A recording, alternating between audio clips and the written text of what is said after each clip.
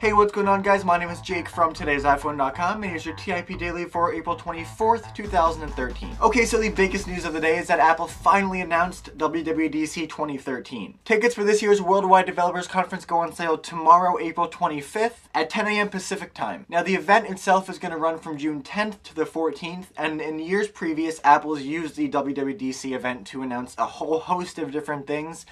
The past couple years, though, the trend has been really aiming towards software, so we'll probably see a demo of iOS 7, we'll probably see a demo of the next Mac OS 10, with betas of both of those major softwares available probably, that same day for developers, and then launching a couple months later with a new round of hardware, which we probably won't see at WWDC. Like I said, the trend the past couple of years has been for Apple to do software in the summer and hardware in the fall. Okay, now speaking of new hardware, the next generation iPhone is always a topic of conversation when Apple is concerned, and yesterday's quarterly earnings call was no exception. During the Q&A section of the call, Tim Cook was asked about NFC in devices, and he basically said that he thinks the technology is just starting out, just out of the starting block, which basically means that we won't see it on an iPhone for at least a couple of years.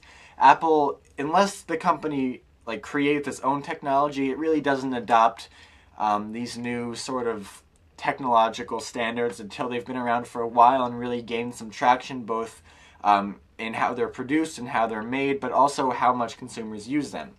We saw this with 3G, we saw this with 4G, we saw this with the bigger screens, so don't expect to see NFC on an iPhone anytime soon. That being said, I don't think it's that big of a deal. I've never thought my iPhone 5 was missing something because it didn't have NFC.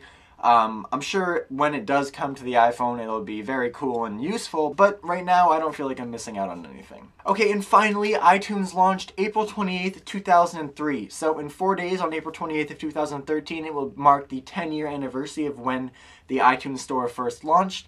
Obviously, this is a huge milestone in the digital marketplace's life, and to commemorate it, Apple has created a Decade of iTunes page in the iTunes Store, highlighting a bunch of the big stepping stones that iTunes has had over the years. From the first Silhouette TV ads to the first iTunes Festival to some major album launches, everything is there. It's super cool and super easy to navigate, so if you're interested, you can check that out in the link in the description down below. Okay, well, that's all the big news for today, guys. Thank you very much for watching. Your question of the day today is, what are you most excited to see at WWDC this year? iOS 7, the new OS X, or are you still holding out hope for some sort of hardware announcement?